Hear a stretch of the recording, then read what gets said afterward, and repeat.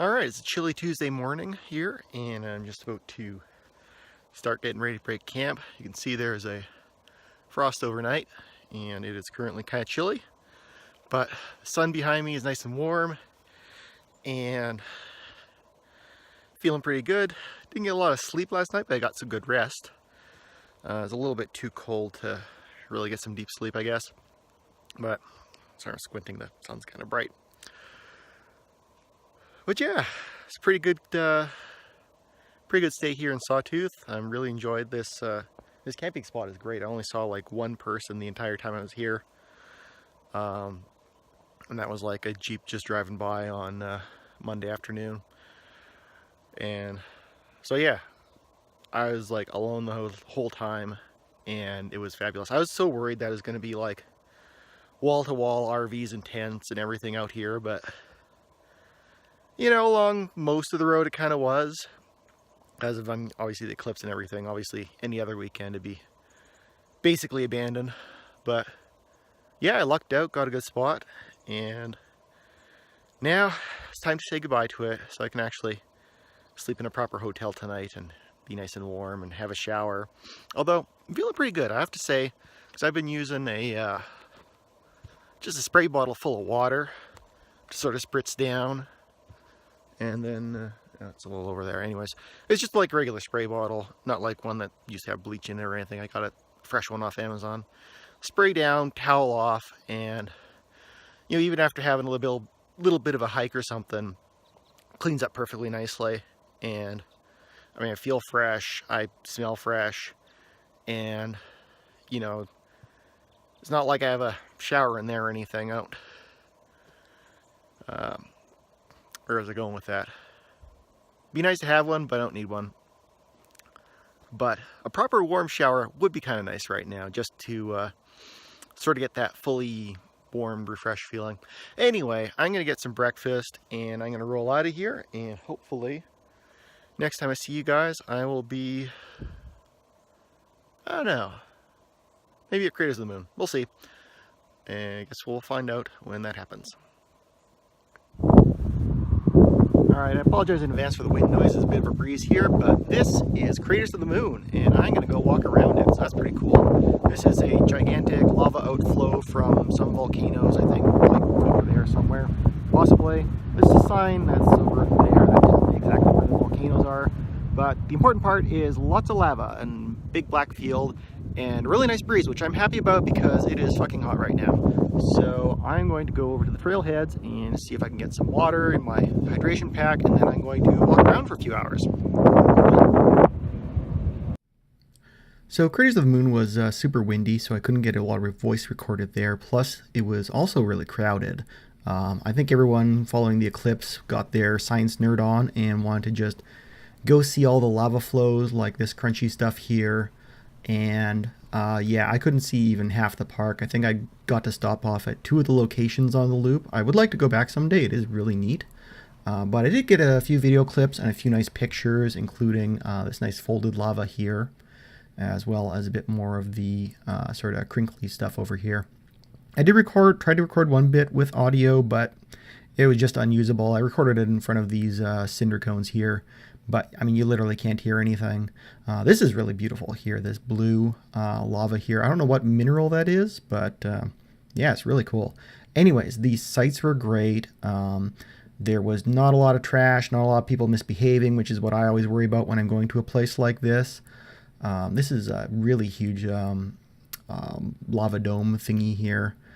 There was a bit of trash in the bottom of some of these. You can see some on top of the snow there that stays in the bottom there year round. But anyways, it was worth a stop, and I really enjoyed it. And from there, I headed over to Arco and to the EBR-1 research reactor, which I was not expecting to go to.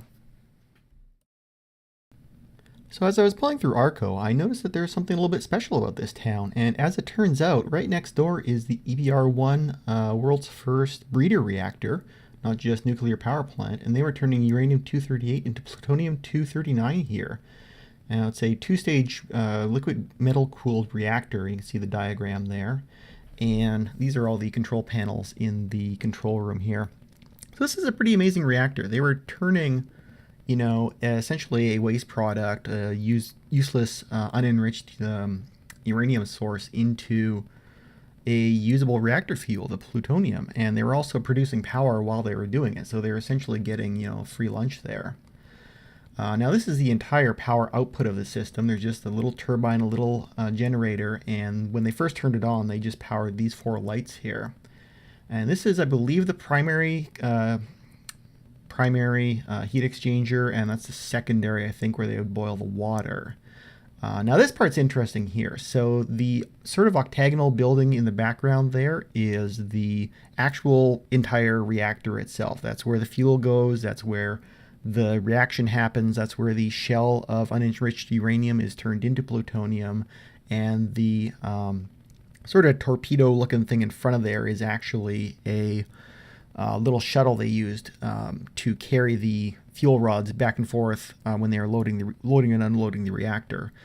So they would lift the fuel rod up into that, move it over to where they were going to process it, and then do their processing.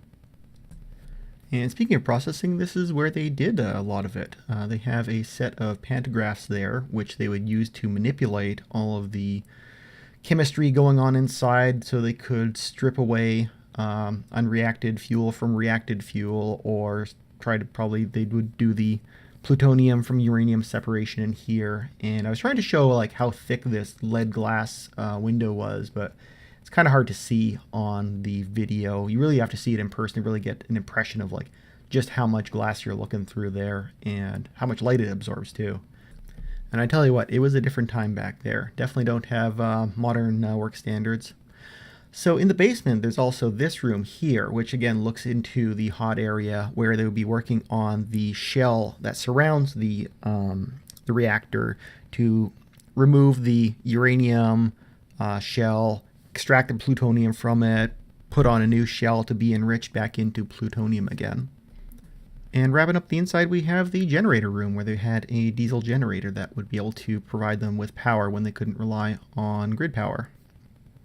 So outside of the main museum area, out in the parking lot, are these 2 jet engines, which are nuclear-powered jet engines, and they are really fascinating. Now, there is a lot of confusion on the internet about which one of these is which, and so let me set the record straight. The one in the foreground is the HTRE-3. It has a horizontal reactor configuration and is a direct air-cooled reactor. The one in the background is the HTRE2/HTRE1 reactor, and it is a vertical reactor, a more classical reactor design, which has a 2-loop metal cooling, I believe, before it goes to a metal-to-air heat exchanger that drives the actual jet engines, which are mounted in the back. So in the foreground, you can see that the engines are no longer mounted to the HTRE3. This is because the air going through the reactor and then through the engines would contaminate the engines with nuclear isotopes, let's say. Basically contaminate them, and so they couldn't just leave them sitting out there. They had to dispose of them as nuclear waste, radioactive waste, I guess.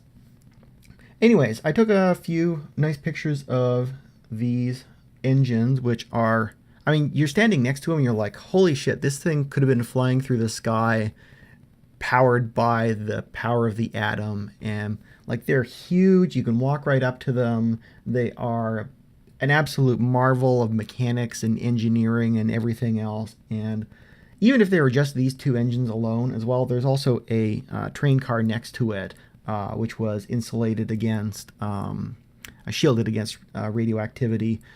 Those are worth visiting alone just because, I mean, they're a piece of history, they're a piece of technology that didn't pan out, and it's just so neat to see something like that, to see those dead ends of exploration, of human ingenuity, and how it sort of happened but didn't happen, I guess.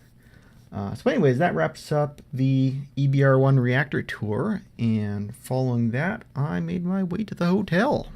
Alright, so after a long day of driving, I am in the Shiloh Inn in Idaho Falls, and this is my room, and it is magnificent. I mean, it's actually not that bad. A little bit run down in places. Give you a little quick room tour. There's the toilet that I just pooped in. There's a shower I just washed off all my sins. They got a little sort of vanity area here right by the front door, which is a little weird, but whatever. There is a kitchenette area with some coffee I'm brewing. I'm bad at pointing this way, I'm sorry. Got a microwave, a fridge, and a sink, which is pretty darn cool. And yes, I know hotel room coffee is terrible, but you know what it also is free. So they gave me 2 beds for some reason, I guess one for jumping on and one for sleeping. They gave me a table and another table and a giant TV that I never turn on. And they gave me a view out the window into the parking lot, which is whatever, I'm not looking out the window anyway. But it has air conditioning and climate control, and that means I won't freeze my ass off tonight, so that's pretty good.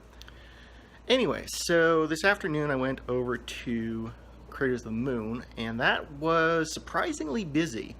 There was a lot of people out there. I guess people, day after the eclipse, wanted to see more of the area, and I guess they went to Craters of the Moon to see it. On the plus side, they waived the usual fee for going in there, which is like $15 or something. On the negative side, you couldn't see half of it because half the parking lots were full. So unless you wanted to walk around, you know, the roads for half an hour in 30 Celsius heat and like 80 whatever in the Fahrenheits, unless you wanted to do that, you're basically stuck only seeing half the stuff there. The half of the stuff I did see there was pretty cool. I'll splice in some photos and some video of that. But yeah, it was, it's good to cross off my list at least. I think even only seeing half of it, I pretty much got my fill. It's a giant lava flow and some cinder cones, and I mean, it's a giant lava flow and some cinder cones. What are you gonna do? I am hoping that Yellowstone tomorrow is not quite as busy, although I suspect it kind of will be. I mean, it's a day after the eclipse, and so I'm hoping maybe people went to see the eclipse, drove out immediately to like Idaho Falls where I am, and then the next day, Tuesday, today, went to Yellowstone instead of doing it Wednesday and taking the extra day. But who knows? I expect it'll be busier than usual, but hopefully not like super peak hours, peak times, peak traffic, whatever, that it would have been today, and probably yesterday even too. It would have been horrifying. Anyways, yeah, so I am going to check my email and surf the web and enjoy Wi-Fi and air conditioning and 2 lovely beds with real sheets and not freezing to death overnight. So that's pretty nice. Yeah. Tell you what, when you go camping, have a few hotel days snuck in there in between. Makes all the difference in the world. Anyway, I will check in with you guys later when something new is happening. Probably when I get up and go to the, I guess it's that way, not that you can tell, Yellowstone. So one thing I didn't mention about the hotel room yesterday is that they were inconsiderate enough to give me a pleb toilet. Rude. It's like they're not even aware of my patrician tastes. How dare they?